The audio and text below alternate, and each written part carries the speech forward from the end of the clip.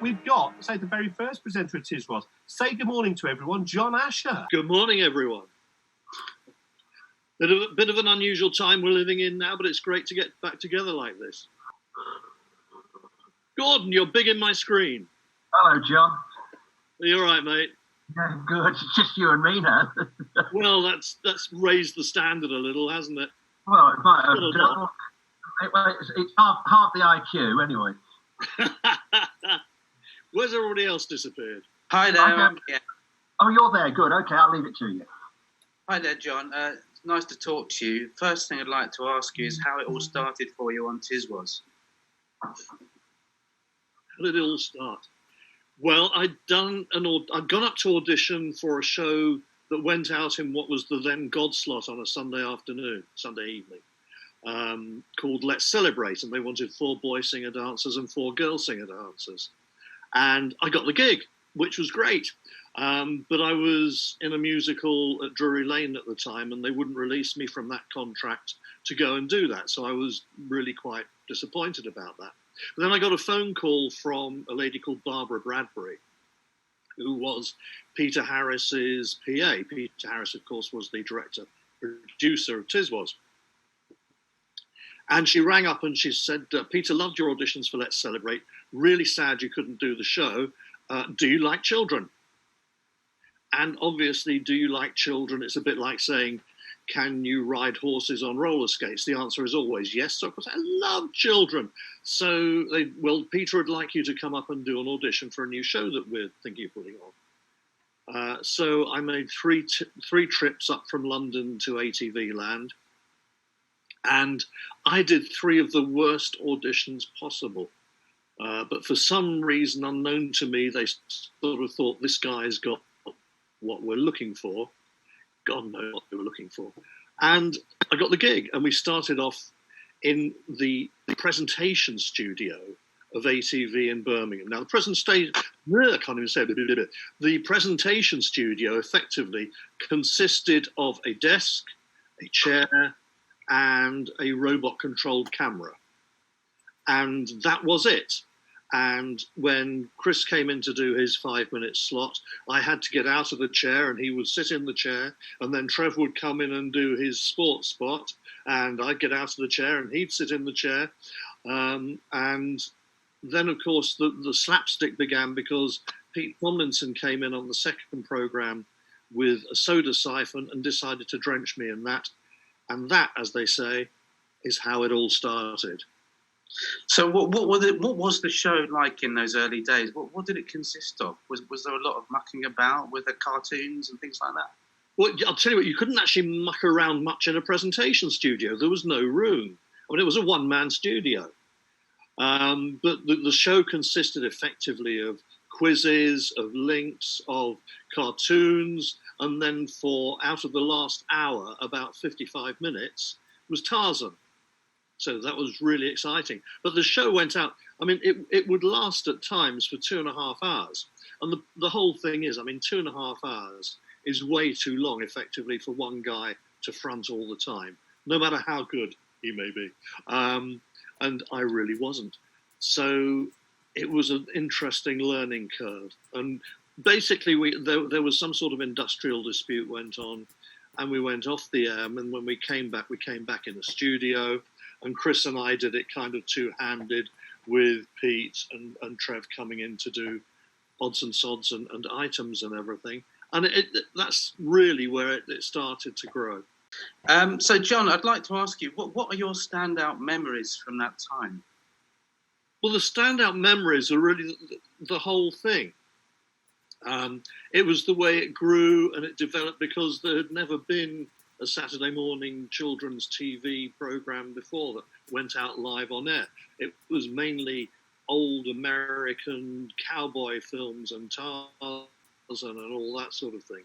So we were feeling our way, and we developed it with various competitions and more clips and cartoons, and obviously bands coming in and being interviewed. And of course, the best thing of all was pulling up people by their ears from under the table and shoving them off once we'd finished with them. So it was great. It was different, and it spoke, I think, not just to the kids it was intended for, but it spoke to adults of varying ages, especially students who were maybe nursing hangovers from the Friday night before. As often Chris and I were, in fairness. Well, I was. I can't speak for Chris.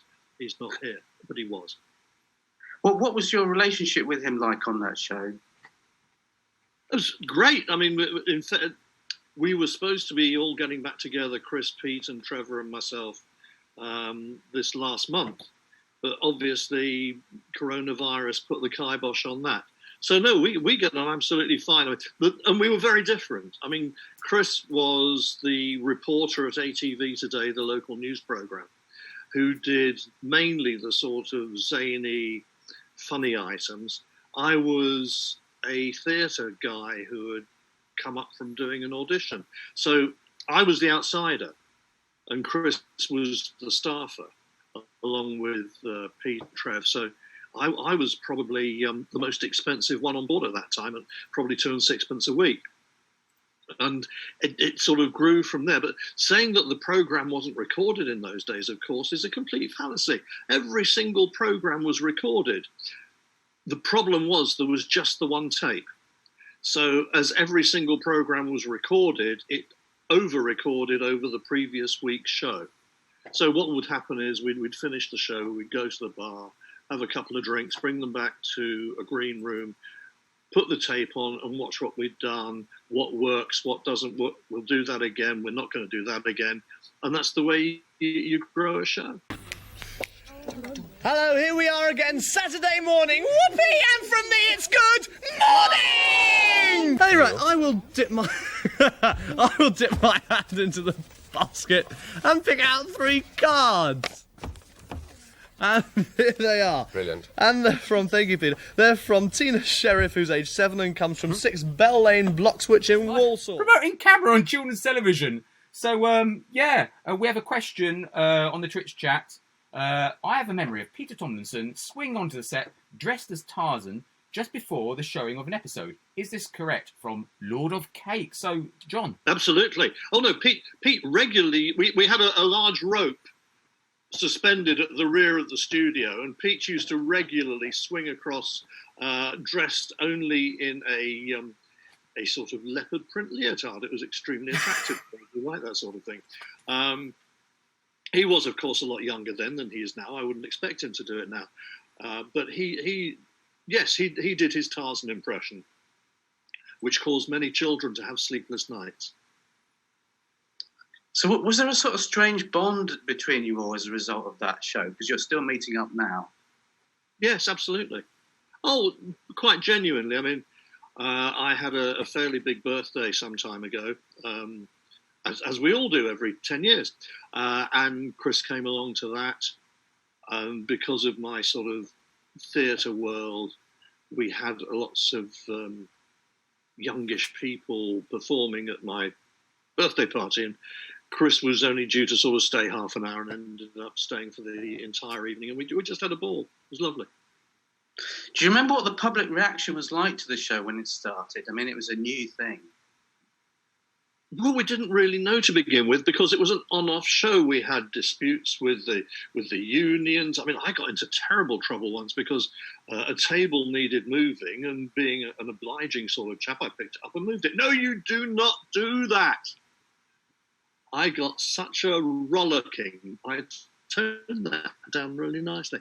Such a rollicking from Peter Harris for doing this, because it was nearly a walkout, because that's the way things were in those days.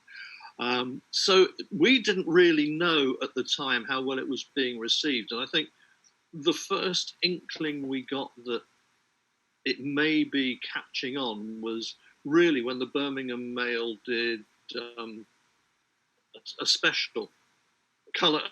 I think it was one of the first ever colour supplements that was printed by a newspaper. And they did a whole colour supplement which sold, I think, for maybe 5p or even 10p. And it sold out. And it was basically all about Tiswas. And that's when we realised we were onto something that was a bit special. And so, as it went on, you were having more banter with Chris Town and things like that, is that right? And more slapstick? Yes. Oh, that was inevitable because it was that sort of grown-up juvenile humour that really was the basis of the programme and the way it developed. So the banter was going to obviously become more and more the style of the show, taking the Mickey. And how did it develop? Because you were there for 2 series, I think. Yeah, I did effectively 2 years there. It developed once we were up and running and we had a modus operandi. The development was intuitive and kind of small because after about a year, we had a way of doing it, and it was popular with the public, and we just kept going. And I think the way it developed was we just got better at doing what we were doing rather than making huge changes. How did you deal with mistakes that occurred? There must have been a lot of them. On air. Sorry, mistakes? On air? Yeah. Were you watching the same programme? I don't know how you can even possibly suggest such a thing. I say. Yes, John? What did the German policeman say to the English pig? I do not know. What did the German policeman say to the English pig? We have ways of making you pork. Oh. Anyway, enough of this drivel. We'll go on to something a little more logical. Something like telephone tricky test time. Oh, we're on that one. Morning. Telephone tricky test time. Oh, no jingle there. Never mind. Talk amongst yourselves while we wait for a jingle. Anyway, take a look at... morning. Take a look at this. No, not that. That's me. Take a look at this instead. Right. 3 words. 3 words there, bag, box and belt. And there is a 5-letter word, a well-known 5-letter word that you can add to the front of each of those words to make a completely new word. Okay? 1 5-letter word you can add to each of those words there to make a completely new word. Right. I will be ringing one of you shortly. I will get my finger in the dial. We also had another question from one of our Twitch viewers. When did the Phantom first join the show, John? After my time. I think the Phantom first came along after Sally had joined the show because she effectively took my place in the production. So that was long after my time. That's a disappointing answer, isn't it? Was it a lot of work putting together that show? It was a lot of... I think most of the work was at the feet of Peter Matthews, who was the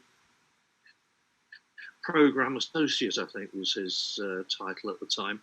Because it was Peter's job to actually put the, if you like, the hardware of the show together. So the guests, the tests, the games, all that sort of thing, all the clips of cartoons and whatever wasn't part of the banter in the studio, Peter put all that together.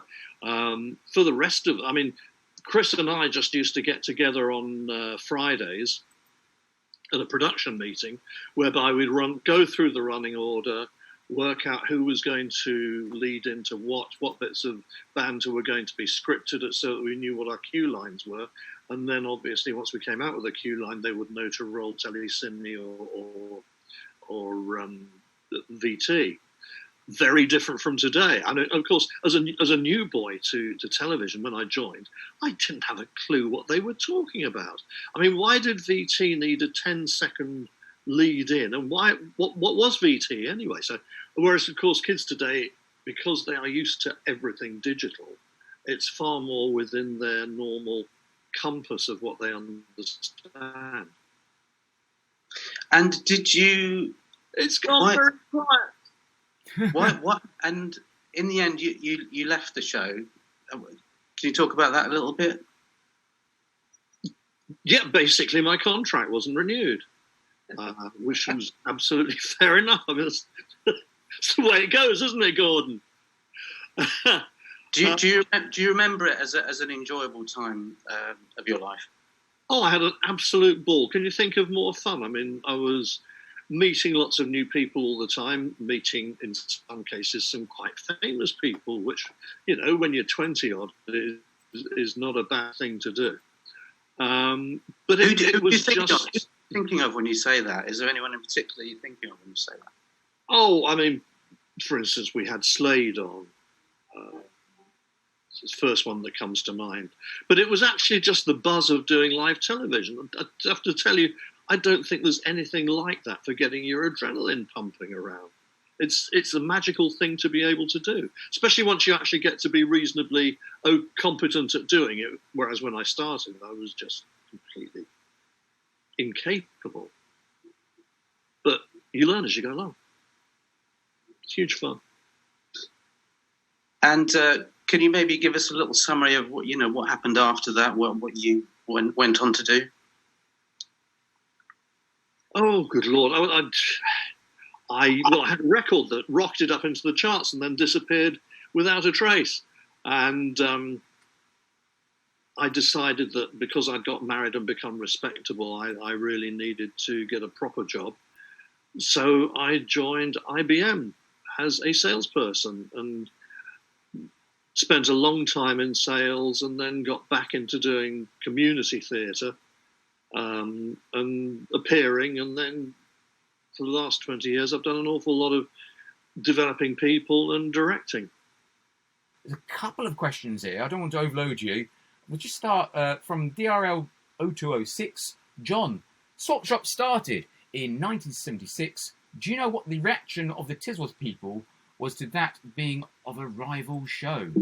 There was no real reaction that I remember, because we just got on with doing what we were doing. They were a very different show. And of course, in those days, a lot of children weren't actually allowed to watch ITV because it was deemed to be kind of common. Whereas for the rest of us, we just enjoyed it. So I think to a degree, parents in those days thought that Swap Shop was for the posh kids, and Tiswas was for everybody who actually enjoyed life. We also have another question in from the Twitch chat for John. Didn't they start the first series without John, with Chris making a joke about John being in a wooden crate that was being sent to Australia?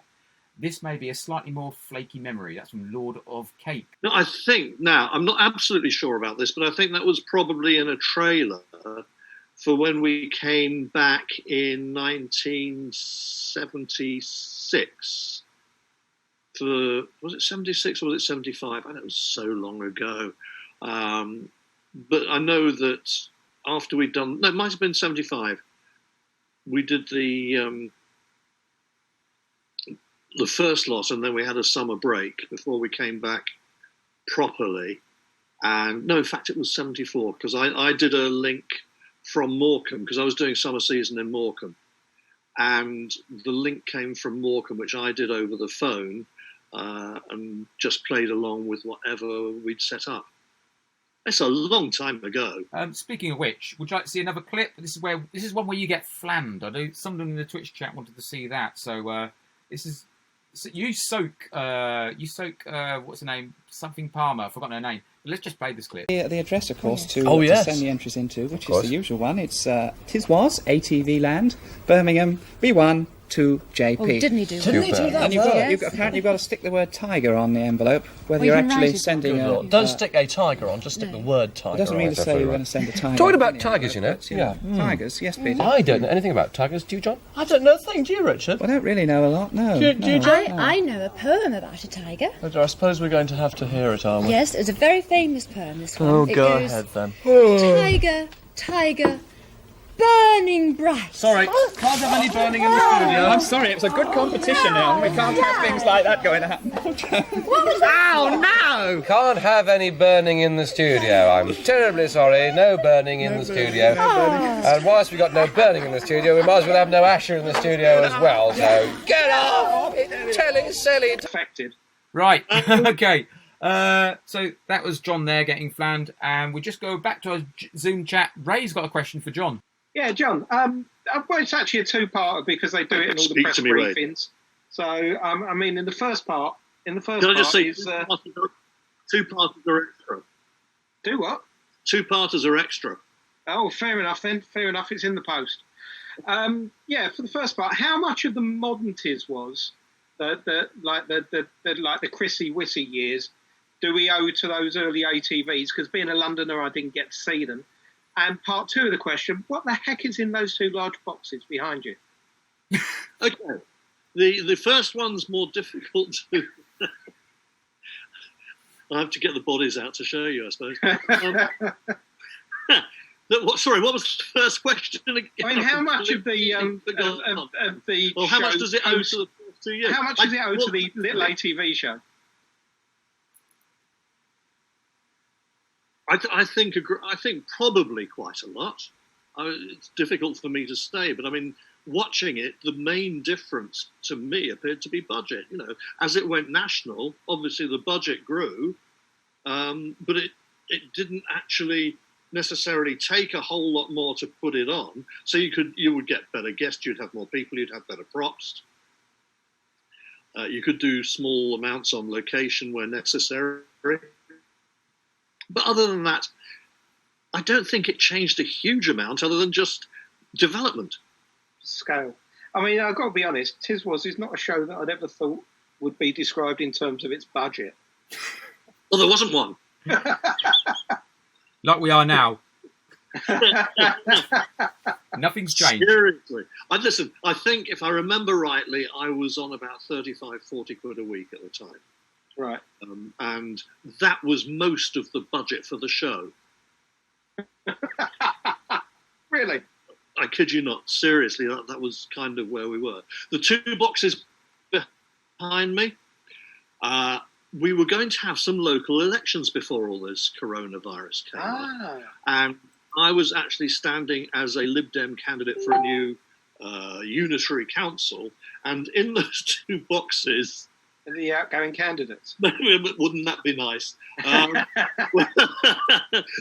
Well, they will be when I let them out. No, in those two boxes, there are two golden yellow, Lib Dem yellow gazebos, or gazebos. Fantastic. Well, hopefully when this is all done and dusted and we get democracy back on track, good luck to you. Thank you very much. Okay, guys, we'll wrap this up, but I still want to talk to John while we've got him here. Treasured guest.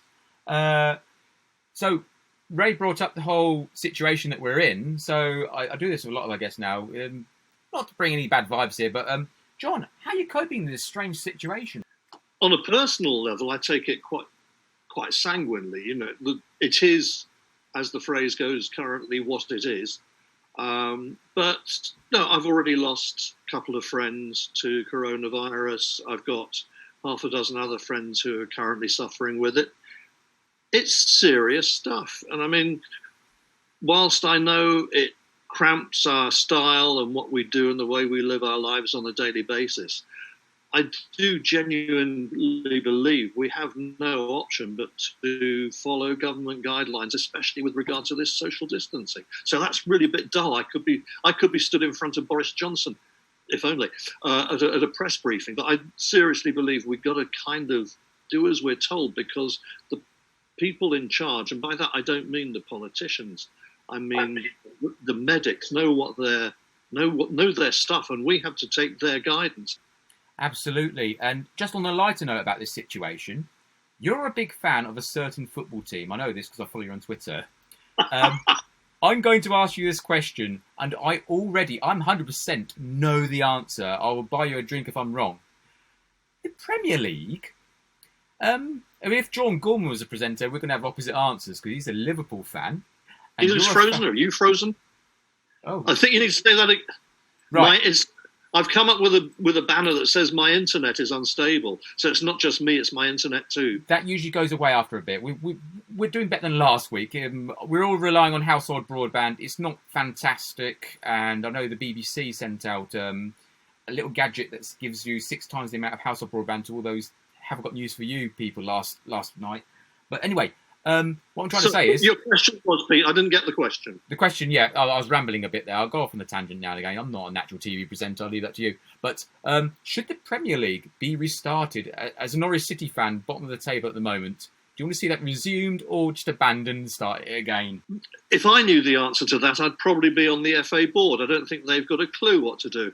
And quite rightly so, because there is no easy answer. If you stop it dead, then do you take all the current league positions as given, set in blood, and proceed from call the end of the season now? I'd buy that. I don't want to go down, obviously, but on the other hand, another season of winning everything in the Championship would be quite a lot of fun. I must admit, I enjoyed our winning season in the Championship far more than our season in the Premiership. Oh, fair play to you. Yeah, my brother's a Watford supporter, so we know what it's like being down the bottom of the table. It's half the stuff. So we'd like to say thank you to John and Ray and John, of course, continuing the questions.